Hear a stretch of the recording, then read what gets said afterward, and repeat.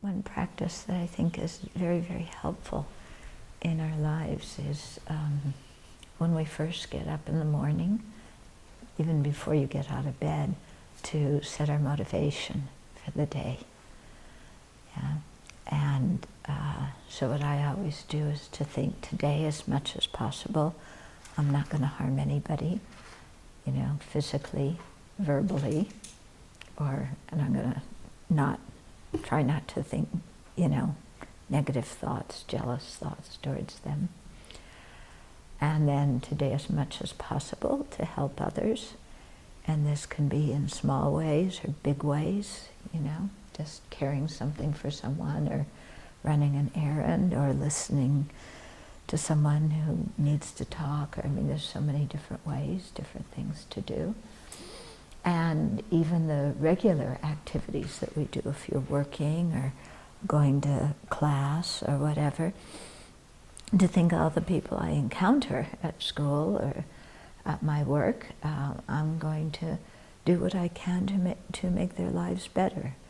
And even the people that I meet on the street or strangers I talk to on the phone or in the grocery store, to have a kind and respectful attitude towards them, which can make a really big difference. If you've ever worked in any of those places, you know that even one person being polite and kind can make a huge difference. And then also a third thing, in addition to not harming and being a benefit, is to continuously amplify our bodhicitta, that motivation to attain full awakening for the benefit of all beings. So to do whatever we do during the day with that motivation as much as possible, even though we may not feel that in our bones yet, still, reminding ourselves of our long-term goal is very, very helpful, and it's through this process of repetition and familiarization that then it really sinks in one day, when we've become very familiar, because there's a whole set of meditations to do to develop love and compassion and altruism. Then one day, having done all of those very thoroughly and be familiar with it, then that feeling towards others will arise very naturally. Which would be nice, wouldn't it? Yeah.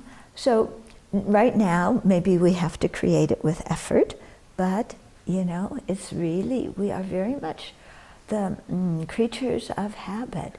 And so what we do and think and say habitually, puts more and more imprint on our mind stream. I think neuroscientists would say it's like renewing neural pathways in the brain. Okay, so the same kind of idea. So that's a nice way to wake up, and then during the day to continually remember that motivation. That's one way to use your phones, like every hour have a thing come up about, remember to be kind, or remember to have fortitude, or be patient, or whatever, and you remember that during the day. And then in the evening, it's very nice to look back over the day and check up, well, how did I do today? And in the morning, another thing I do before I get to the evening is, like, if I know there's going to be people that I'm going to see or situations I'm going to encounter that day there's a good chance that I might get irritated or angry, then I kind of, in the morning, think about those situations and remind myself, I really don't need to let what this person says get to me. I don't need to win all the arguments. I don't need to be right. I just need to be kind and to communicate well. And, if somebody says something, it's not necessarily about me, it's more about their own miserable state of mind. And so I find reminding myself about this in the morning then if I encounter those people or those situations in the day, I already have some preparation. Whereas if I don't do that, then I encounter the people, the situation, and my old habit of comes up, and so it's better just to be prepared. And then in the evening to review the day and say, well, how did I do? And I had this motivation not to harm and to be a benefit and to increase my bodhicitta. And, how did it do? How did I do? And so you may find like, well, here was a situation where I would usually get angry and either yell at somebody or completely back off and disappear and feel sorry for myself. But today I got angry, but I didn't say anything or do anything to hurt the other person. So that's progress. So we pat ourselves on the back. Okay. If I'm still angry, then I have to, think. We've talked a little bit about some of the ways to think when we're angry. If you read Working with Anger, it has a ton of methods in there. And to just apply one of those and kind of lessen the anger, the irritation, or whatever it is you're feeling, so that when you go to sleep, your mind is peaceful. And when you wake up in the morning, you don't wake up angry. Yeah, waking up angry is awful, isn't it? It's really kind of bad. So, if we can clear it up in the evening, mentally apologize if we need to apologize, forgive people, so that the next day, our mind is settled and we aren't, having awful dreams during the night because we're still so angry and upset. So that becomes a very nice practice, to frame your day in the morning and the evening and remind yourself of it during the day. And then it's very nice if you can, to offer your food and to do some of the verses or think some of those thoughts before eating, because we eat a lot during the day. So it's also another time to pause, come back to our practice, remind ourselves of that. If you're with colleagues or family or somebody who doesn't do any kind of prayer before eating, then just let them talk, and in your mind you do the offering. If you're out at a restaurant, you don't need to make everybody be quiet, and sit there like this, but you just let them talk, and in your mind you do the blessing. Okay, you can do the offering with your grandma. Yeah, that would be good. So so it's a nice way to kind of integrate your practice with the day, and then use what happens in the day to learn about yourself and to see what things, if there's certain mental attitudes or afflictions or disturbing emotions that come up a lot, then it gives you the information, these are things I need to work on in my practice. Yeah. And so then you can really focus on the meditations that work on those particular things. So very, very effective this way. And then your practice becomes part of your life. It's not a thing you do. I meditate in the morning and then the rest of the day I'm like full of ignorance, anger, and attachment. Yeah, no, you try and integrate it through the day. It's very, very helpful. So, I thought today to talk a little bit about karma, because the words come up a lot, and you've probably heard it's another Buddhist buzzword that is now in Time magazine, so you know that nobody understands what it means. So karma, it just means action. That's all. Yeah? So it is specifically referring to actions that we do mentally, verbally, and physically. So physical actions, what we do with our body. Verbal actions, how we communicate. either by writing or by speaing. Even though it says verbally, it could be written communication. And mentally, by what we're thinking about other people, or thinking about ourselves, or what we're planning, yeah, what's occupying our mind, okay? And so we're always doing actions, and our actions, if depending on their motivations, if they have a virtuous or non-virtuous, wholesome or unwholesome motivation, then these actions have, in that way, they have ethical ramifications. You know, they're not just kind of casual actions, but they have an ethical dimension, and that the action leaves like an energy trace, for lack of a better word. We call it a karmic seed on the mind stream. And then when good, conducive circumstances for that seed to ripen come about, then that seed ripens and we experience its results. So at the time of death, karma ripens, and it is what propels us into one rebirth or another rebirth. So at the end of our previous life, the life just before this one, there was some good karma that ripened, yeah, and that good karma helped us to be born as human beings now, and especially meeting the Dharma, especially meeting it when you're young, is really good fortune, because when you're young, your mind is much more flexible. Yeah, the habits aren't as entrenched, and you can really do some good things with your life. It's never too late to start, so you start whenever you meet the Dharma, but you guys are especially fortunate in that way. So, so our good fortune now indicates that we created some very good karma in the past, and then at the end of last life, there were good conditions surrounding our death so that karma could ripen, and then we have this opportunity in this lifetime. Yeah.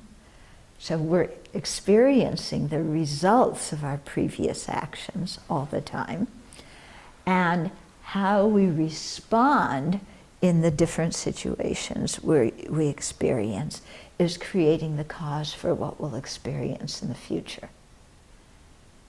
Okay? So, so we're kind of responsible for we're responsible, and we can create the causes for the kind of future that we want to have. Okay? Things are not predetermined. There's no manager of the universe who you have to propitiate and please in order to get some result. When we just talk about karma, it's not reward, it's not punishment, it's just plain old cause and effect. If you plant pea, sweet pea seeds, you get sweet peas. If you plant chili pepper seeds, you get chili peppers. The sweet peas and the chili peppers aren't rewards and they aren't punishments. They're just results. Okay? So we may do virtuous or non-virtuous karma, and virtuous karma will bring happy results. Non-virtuous karma bring unhappy results. But the results are not rewards and punishments. Okay? Because reward and punishment is done with the assumption that there's somebody dishing out the awards and punishments and determining who gets what. And in the Buddhist view of the universe, there's nothing like that. Yeah, there's just cause and effect. That doesn't mean that we're alone in the universe without any holy beings. There's tons of holy beings. There's many Buddhas and Bodhisattvas, and they're trying desperately to help us. We usually ignore them, but they're really doing their best to help us. There's plenty of support if we tune into it. Yeah, but the Buddhas and Bodhisattvas can, if we haven't created the cause for something, they can't like snap their fingers or do some magic and make something happen. Okay, they can influence us, they can encourage us, and that's really powerful. Okay, but we're the ones who create the causes and experience the results. You had a question? I kind of half forgot it because I was kind of thinking about what you were saying, but I think I was going to ask something like, should we like try and, because like, people do past life like regression and stuff, is that important? I don't think that's important to do past life regression. The Tibetans, what they say in response to that, they have a little slogan. If you want to know what your previous life was, look at your present body. If you want to know what your future life will be, look at your present mind. Okay, so the meaning is, if you want to know what your previous life was, look at your present body. So we have a precious human life with all these fantastic conditions to practice. That means that in the past, we don't know which lifetime, but could be many lifetimes or a few, it could be the directly preceding lifetime or many in the past, that we were probably a human being. We practiced the Dharma, we created a lot of virtue, we dedicated it for awakening or to attain a precious human life. So in the previous time, we had a good rebirth that we used wisely and created the cause for our present body, our precious human life now, which is more than just the body, but it's based on the body. Then if you want to know what your future life is going to be, look at your present mind, because our mind is the one that has intentions and motivations, and depending upon what these are, then the actions are virtuous or non-virtuous, and the future will be either something pleasant or unpleasant. Okay, so it's not at all important to, I go back and, who exactly was I? Because like I said, so many people were Cleopatra, but nobody was Cleopatra's servant. That's not important. And one person came to me one time. He had done this, and then he had some memory of killing somebody in a past life, and he was totally distraught. He was not prepared for that kind of thing. So whether it was a true memory or a fantasy memory, we don't know, but in any case, it was not very helpful to his mind. Through purification, though, you can handle the past karma. Right. If you have a stable Dharma practice, and that kind of thing comes in your mind, then you can do purification, you can send loving kindness, you know that it was something in the past, it's not happening now, and so your mind is strong enough to bear that. Yeah. So they say, again, that people who have very strong concentration can often see their past lives, but they can hopefully bear it. Okay, but the basic thing is, because the past life is over and done with, it's the present life that's important, and to use our present life to create good causes for the future so that we can continue to practice and improve and, really grow our compassion and wisdom in the future. Okay? So when we talk about karma, there's certain karmic principles that surround karma, what it means. So one is that virtuous actions always produce happiness and never suffering, and non-virtuous actions always produce misery and never happiness. And similarly, when we have happiness, it's a result of virtue, not non-virtue. And when we have suffering, it's the result of non-virtue, never virtue. Okay? So then we say, well, who determines what's virtue and what's non-virtue? Yeah? So it's a natural law. Yeah? It's just the way things function. Buddha did not invent the system of cause and effect. He didn't invent anything. He didn't make up anything. All he did was describe how things are. Okay? So, you know, why do we call certain actions virtue and certain non-virtue? Because the Buddha, with his clairvoyant powers, was able to see that when living beings had happiness, he traced back what were the previous causes that being did that created the cause for that happiness. And then those causes were called virtue. And when living beings had suffering, you know, he was able to see what were the causes that created that suffering, and he called that non-virtue. Okay? So virtue and non-virtue was simply, you know, labeled, designated in terms of the results that it produced. In the same way that when you look at chili, you know, what were the kind of seeds that produced that? You call them chili seeds. Yeah? You don't call them apple seeds. So it's the same kind of mechanism that way. So that's one thing. And this is very helpful to think about in our life. We usually, whenever we're miserable, we say, why me? Yeah, why did this happen to me? Why is my life so screwed up? How come everybody else had better opportunities? Why did this happen to me? Okay, well, now we have a way to look and see, okay, I did some kind of harmful actions in the past, you know, and I'm experiencing the result. The result is not a punishment. It does not mean I deserve to suffer. Yeah, nobody deserves to suffer. Nobody's being punished. It's just I created the causes. Okay. So we always wonder, what did I do to experience this suffering?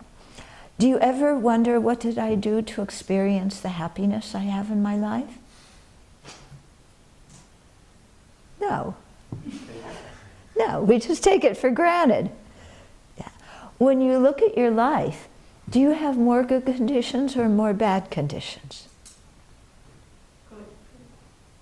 We have more good conditions, don't we? Yeah. I mean, we're not in dire physical straits. We're not living in a country where there's war. We have religious freedom. We have food and clothing and much more. You know, I mean, consumer goods we don't even need. We have friends, we have family, we have an education. I mean, we have so many things going for us in our life. It's absolutely amazing. And sometimes there's unpleasant things and there's suffering. But if we look, I mean, we have many, many more good conditions than bad ones, don't we? Yeah, when we look around the world, I mean, can you imagine living in Syria now? Oh my goodness, yeah. So, you know, we should also ask ourselves sometimes, what did I do to deserve all these good conditions? And then again, we trace it back and we see, well, we did something virtuous. You know, why do we have food? Probably because we shared food and were generous with others in the past. Yeah, why do we have good health? Because we consciously refrained from harming others in the past. Why do we have friends? Because we were kind to people in the past. No? So all these good circumstances we have came because of a lot of virtue that we created in previous lives. So this is very important to remember. We shouldn't discount ourselves. We shouldn't say, oh, I have so much suffering, because we have tremendous amount of good conditions. And we should never say, oh, I'm incapable as a Dharma practitioner, because clearly we were very capable, because we're the ones who created the causes for our present good conditions. Okay? And clearly we did a lot of virtuous things in previous lives because we have these good conditions. So when we sit there, oh, I'm such an awful person, that's complete BS. Excuse my French. Yeah, Venerable, yes, she doesn't like when I say excuse my French. So I say excuse my German, but Venerable Jampa doesn't like that. So anyway, excuse my Martian. Yeah, but this is, you know, we shouldn't put ourselves down, because there's living proof of what, you know, that we've been able to practice in the past, you know, and that we've done a very good job of it. And then, of course, the thing is, we're experiencing these good results, so let's not waste them.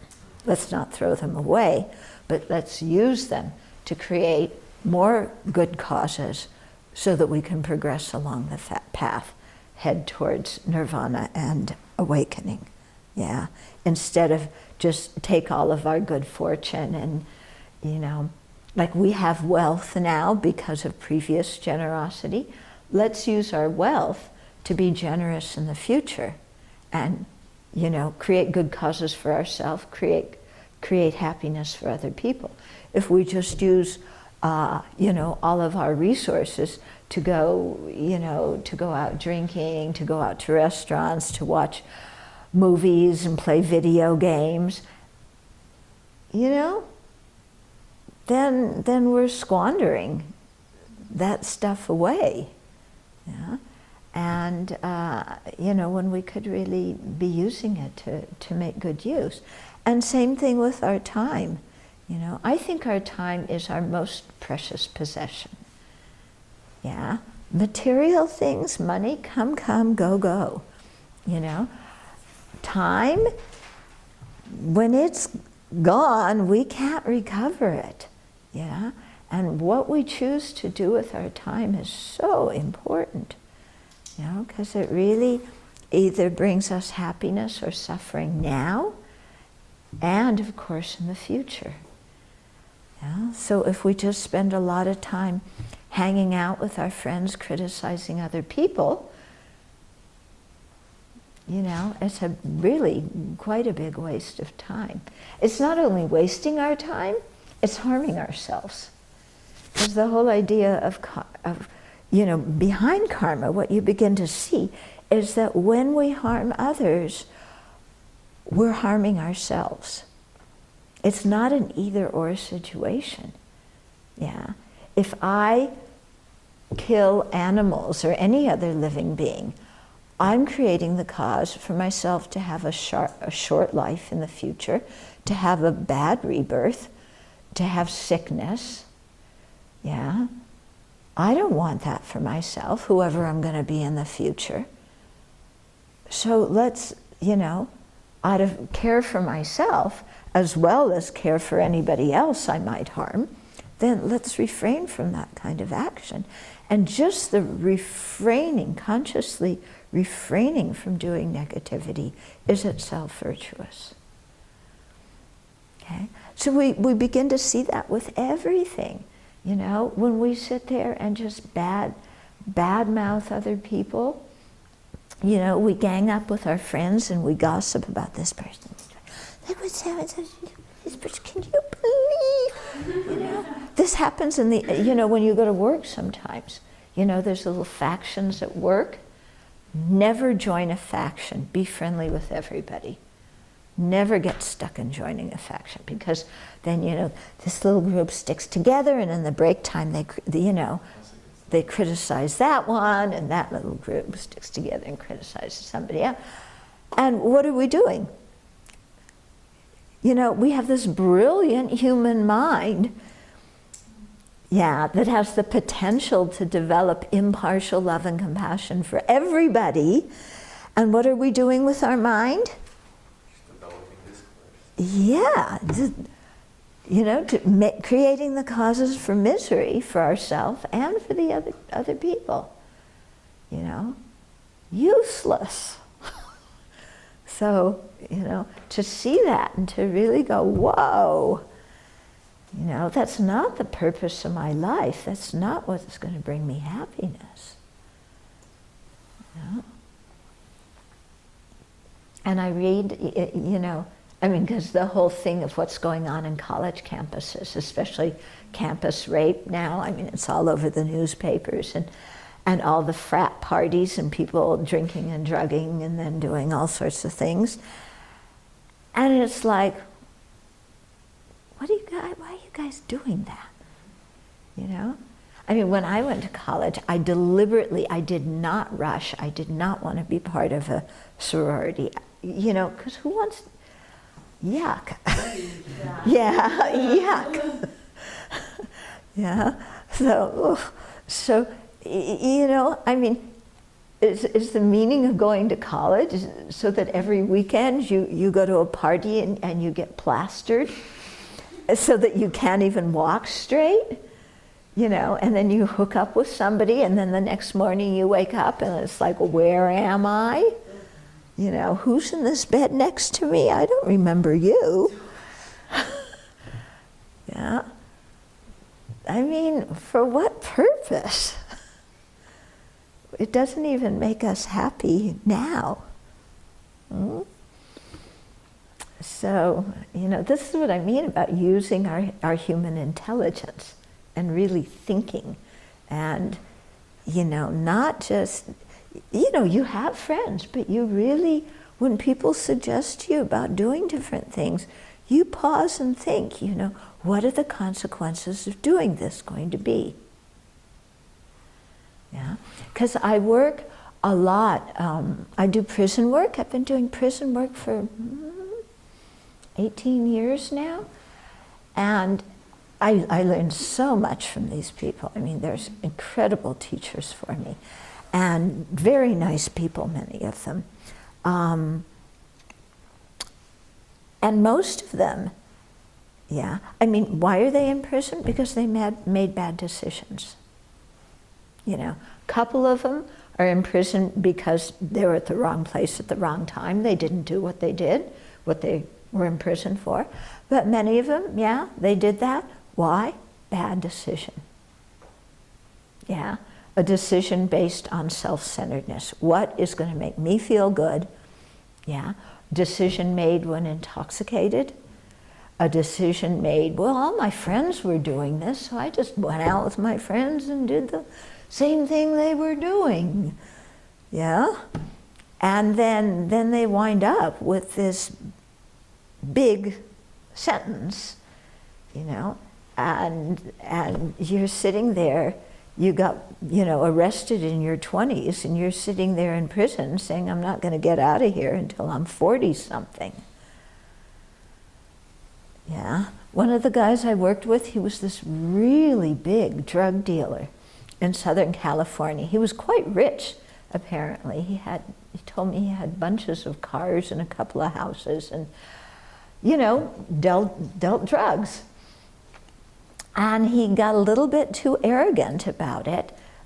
He knew that they were onto him, so he left the country, but then there was the opportunity to do one more big deal and make a lot of money. And he came back to do it, and then he got arrested. And he was in his 20s, and they gave him a 20-year sentence. And he was devastated, you know. It's like, oh, I'm not going to get out of here until I'm 40-something. And then all of his friends, you know, his drinking, drugging friends, who he had trusted so much, they all abandoned him. Some of them even took his stuff. Yeah. And he was sitting there in the can for all those years. he made some good use of the time sitting there because he did a lot of reflection on his life, and he started tracing back all the decisions he had made in his life, and he realized, boy, I made some really bad decisions here. So it helped him to change. But, he was not a happy camper, needless to say. Yeah. So the whole thing is, really to think, and which is usually what we don't do. Yeah, when there's strong attachment in our mind, when we're really craving something and really wanting something, we don't think of the results. Yeah, like he was sitting there craving, wanting more money. Yeah, he never thought of, this will be the last one I do. Yeah, then I'll have enough money for a while. Yeah. So, yeah, we don't think. When lots of attachment, we don't think. We just go for the object of attachment and cling on to it. When we're really angry, we don't think. We just do. I'm angry, I feel like slugging you, pum. I feel like shooting you, pum. Then what? Then what's the rest of your life going to be like?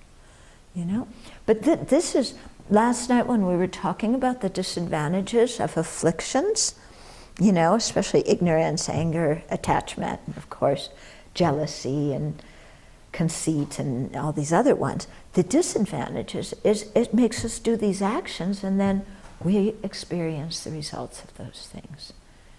Yeah? So harming others winds up harming ourselves.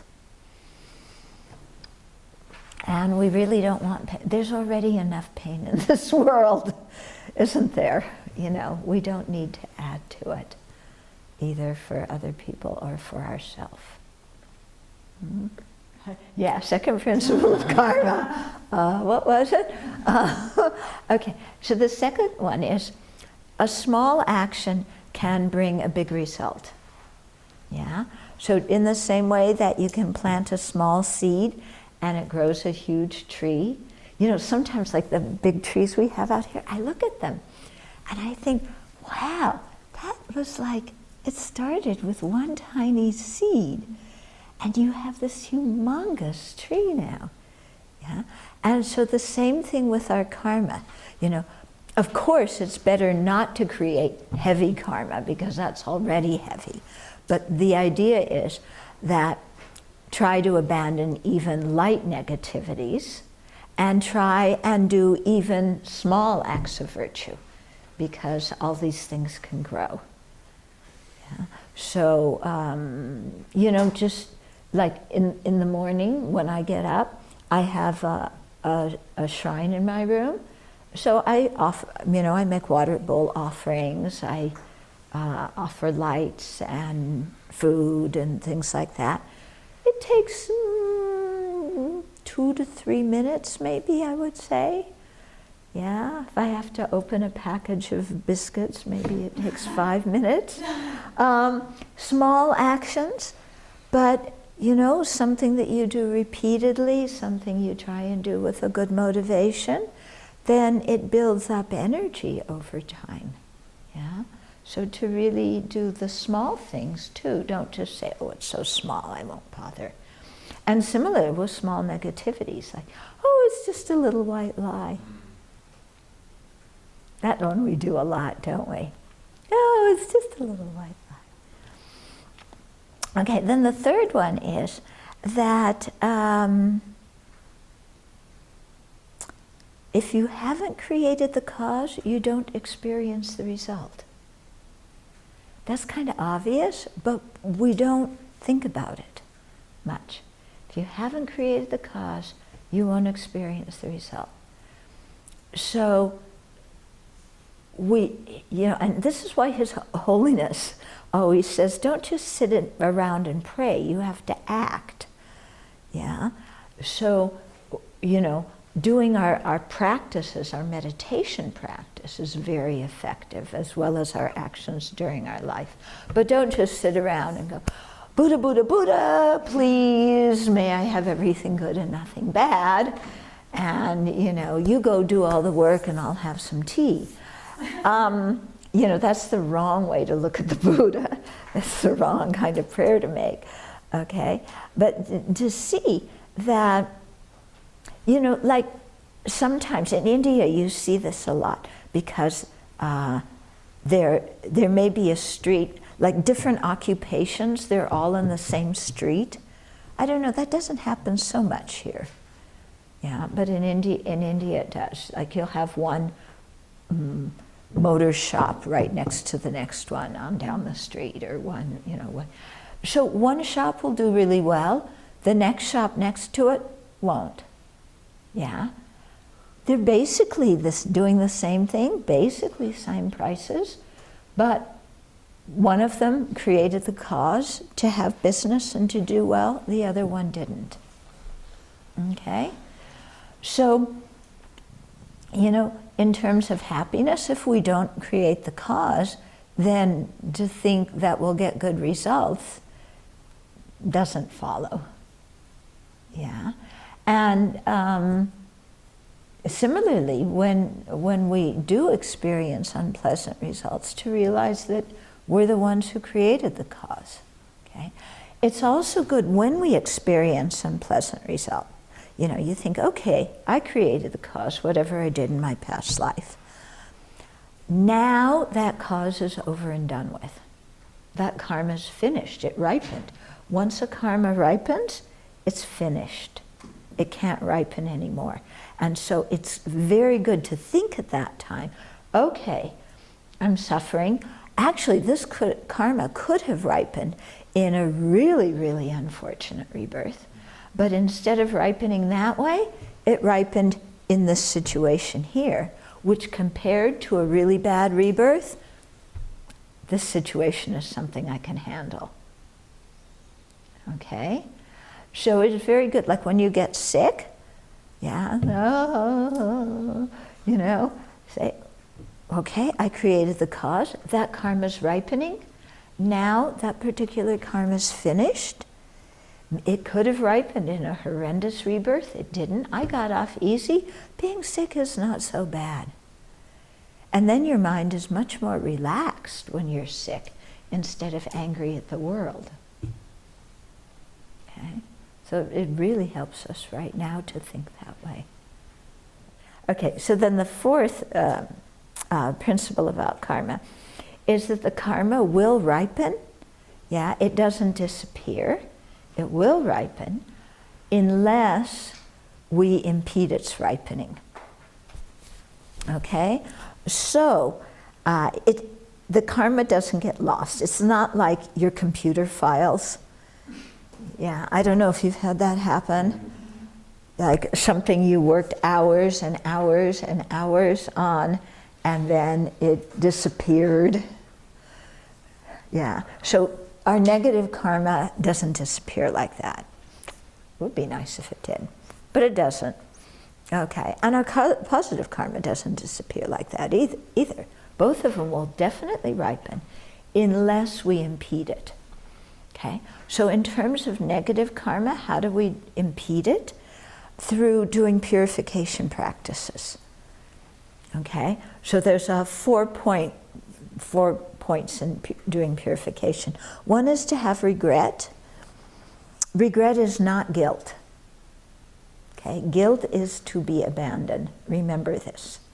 Okay, regret just realizes I did something and it's going to bring, negative consequences, and maybe it harmed somebody else, and I regret that. That's regret. Guilt is, look what I did. I'm such a horrible person. If people only knew I did that, they would never speak to me again. Something's really wrong with me. Blah, blah, blah. When you feel guilty, who's the star of the show? Me. Guilt is another form of self-centeredness. Yeah? It's another thing. Do we just keep the energy spinning around me?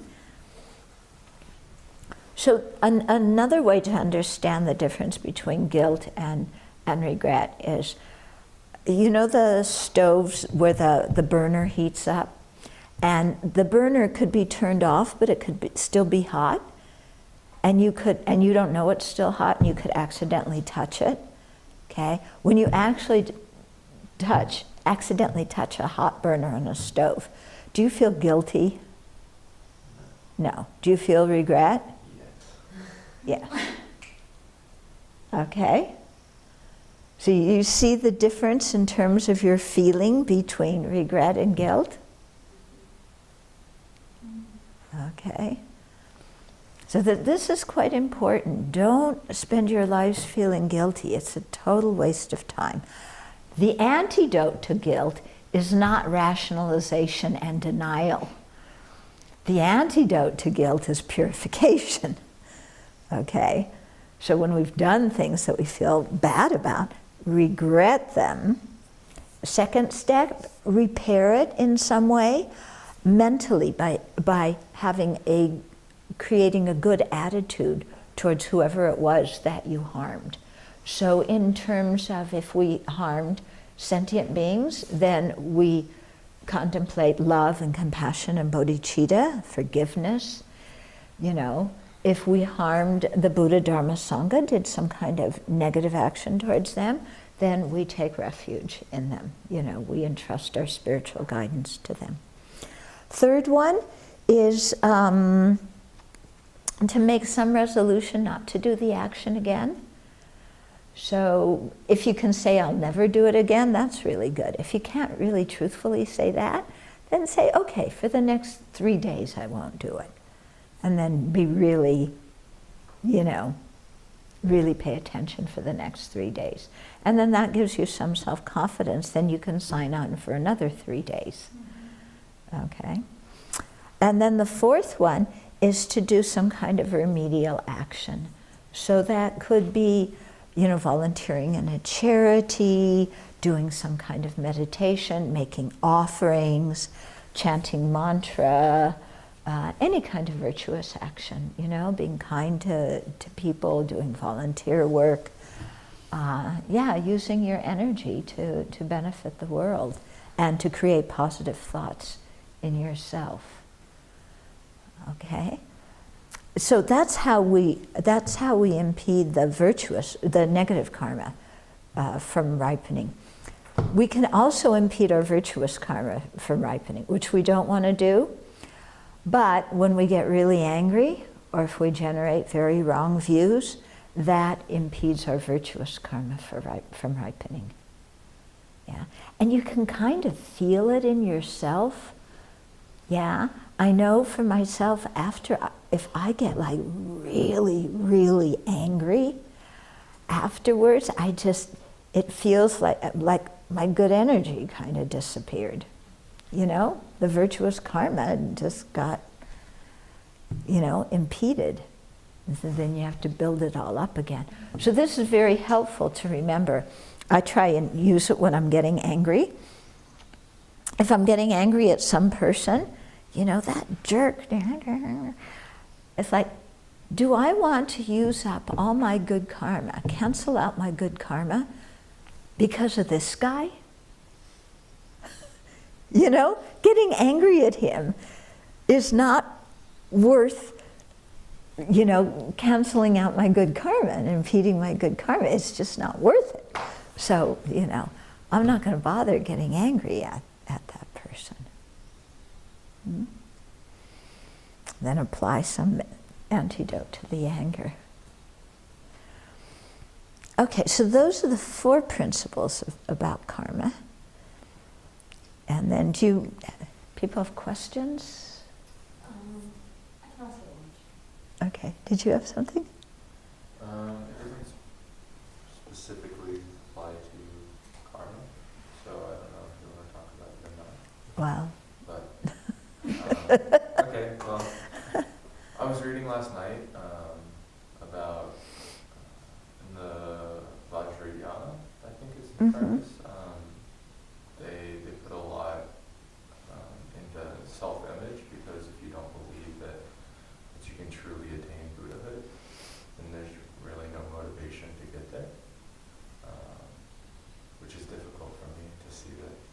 that I could possibly attain such a high level, you know, that at some point that I could be that virtuous or whatever. So I was wondering if there were some good practices, you know, for improving self-image and seeing, you know, seeing yourself closer to him. Because like, I also struggle with like visualization. I know that was one of the things that they talked about, seeing yourself like as a Buddha, or maybe like trying to visualize you embodied in the Buddha. But yeah, I don't know. Yeah, another way to do that is to visualize the Buddha in front of you, and light and nectar coming from the Buddha into you through the crown of your head or through the pores of your body and filling you up, and really feeling that, you know, there's, you know, the purity of the Buddha's mind and his realizations of the path, you know, that all of that is coming in and filling you up and, you know, stimulating your own potential that's inside. And that's very, very effective. Okay. So you can't visualize yourself as a Buddha until much later on in the path. But this one of just imagining light coming into you, it's very good. Even when you're in a crummy mood, it's very, very helpful. Yeah, to think of the Buddha, and the Buddha's sitting there so peaceful, you know, looking at you with total acceptance. You're sitting there feeling so crummy, but there's the Buddha, you know, no judgment on the part of the Buddha, looking at you with total acceptance, total compassion. And then think, you know, that this beautiful, soothing light, and brilliant soothing light is coming from the Buddha flowing into you, is really, it's quite transformative. Yeah? And can build up our self-confidence. Okay, let me just go kind of quickly. Well, maybe there's some more questions because we don't have so much time. Another question. Okay. I was wondering if there's anything about dreams in Buddhism, because it seems like those are the mind continuing while the body is not. You know, it's almost like a sort of meditation or something. You know, your body is entirely still, but your mind continues. Yeah. So I was wondering if there was any talk of that. Yeah, there's a different talk of dreams and so on. You know, because karma can ripen in dreams. You know, if you have a nightmare, it's some negative karma ripening and then a finishing. Sometimes you have very auspicious dreams. You dream of being with a spiritual teacher, or, you know, on a mountaintop or flying in the sky or something like that.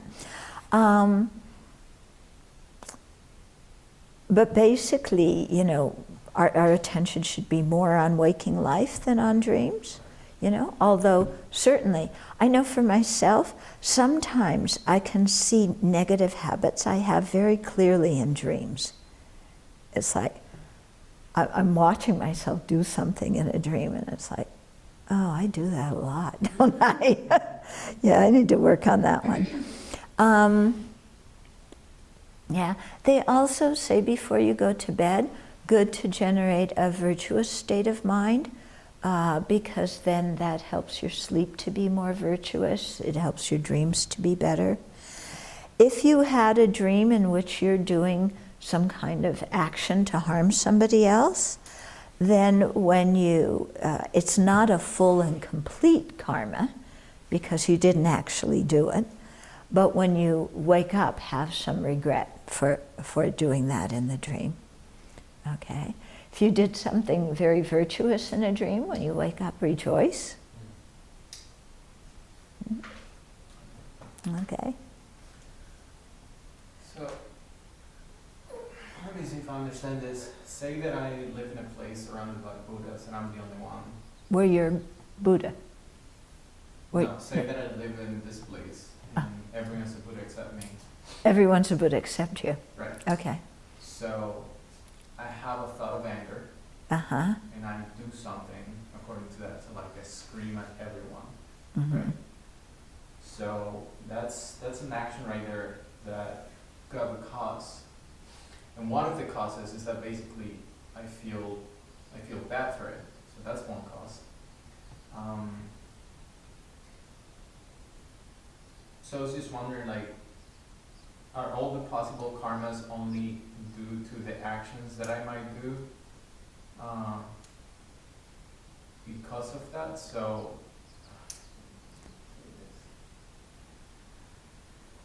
for example, like, if we're all here, no one here is a Buddha, so I do something like an anger kind of action, Mm-hmm. other people can react to that and then, like, you know, affect me. So that'll be like a consequence of my action. But if they're all Buddhas, they wouldn't do that. So that would, you know, like, the consequence of my action would be much less than if I was surrounded by people. Well, first of all, it's highly unlikely that everybody else around you is a Buddha, and you're the only one who's not. Okay. Yeah, not so likely, that one. But Buddhas don't always act in, externally in sweet manners. Sometimes, if, because they know somebody's disposition and what they're open to learning, what will touch them at this particular moment, then if a Buddha sees that, let's say, by showing, that he was very, very hurt when you got angry, if a Buddha saw that by, manifesting, being very hurt because of that it could make you think about, oh, gee, what did I say? What am I doing? Then a Buddha could manifest like that, Skillful. Yeah, it's skillful means. Yeah. I heard. Hold on. So does that answer your question? Yeah. Okay. Like, I was talking to, I don't know, somebody about anger. And it's a negative, it's a non-virtue. Mm-hmm. But if a mother does it out of care for her child who's playing in the street, Mm-hmm. to get through to him that this is something that is dangerous, that will hurt you, Mm-hmm. then the Okay. anger itself is not a non-virtue? There's a difference between being angry and acting aggressively or acting assertively. Right. Instrumentality. Yeah, the behavior is not the anger. The anger is what's occurring mentally inside, because sometimes anger, we may get really aggressive in a horrible way. Sometimes it may make, sometimes we may really withdraw. Similarly, with a mind of fortitude and patience, sometimes we're peaceful, sometimes we might act quite assertively, because that's what we need to do to communicate to somebody. Okay? So the emotion is not the behavior, it's what's happening in here. Okay? And also the effects affect you as much as our mental state is perceived. So for one person, what is bad karma might not be perceived as bad karma for someone else. So like bad and good are not set, they're like depending on. Could you make an example what you're Yeah, so like someone's generally irritable and right, so someone's generally irritable and then someone else says something that makes them feel anger, makes them feel bad. So for them that's bad karma because it's unsatisfactory, it's like unpleasant. What bad karma for who? For that person that is irritable. So like I'm always in a state of mind of irritation, Mhm. say something that triggers anger in me. So that right there is, I would think that is bad karma for me, because Mhm. like the effect is like unsatisfactory situation for me. Mhm. But then maybe for Brady, maybe he's always happy, and you say something something angry at him, but then that triggers compassion for you. For So me or for him? No, for you, because he Like- sees that you're Oh, he feels compassion for yeah, me. he's always happy. He's Okay, always he's compassionate. always happy, So then yeah. you say something bad to him, Right. and then he feels compassion Passion, for you. yeah, So I see it as an unpleasant situation, but he doesn't see it like that. Right. So for me, it's bad karma, but for him, it's an opportunity to do good to you. So it's good Right. karma. So Right. bad and good are not like Right. yeah. said. They're like they depend on the person that perceives them. Yeah, The the, motivation. yeah, the idea is the situation's the same. How we respond is what creates the karma. Okay? So the situation is the result of previous karma. In that one, let's say somebody coming up and criticizing you, you know, Bad karma ripening. From bad karma ripening from the past But whatever you do is what. is what's creating the karma for the future. So Okay? If it were you, she comes up and criticizes you, that's bad karma ripening. And because you're getting irritable and angry, you're creating more bad karma from it. Yeah. Yeah, okay, yeah. Yeah, and so that's this whole idea of transforming situations. You know, somebody's criticizing you, and it's like, okay, that's my own negative karma ripening. I don't need to get angry. I can have compassion for the person, and then you're creating good karma in that situation which will bring a good result in the future. And so that's how we really. A lot of our Dharma practice involves that. Yeah, it's how we respond to situations is very, very important.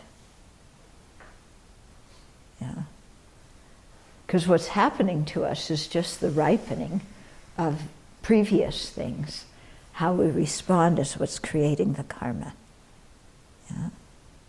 So bad thoughts we have, right? That's not bad karma ripening. Like, Sometimes there can, it's a little hazy here. That's definitely afflictions arising. But if you have like a, even I'm getting distracted. If you have, where was I? The, bad thoughts. yeah, bad thoughts. So the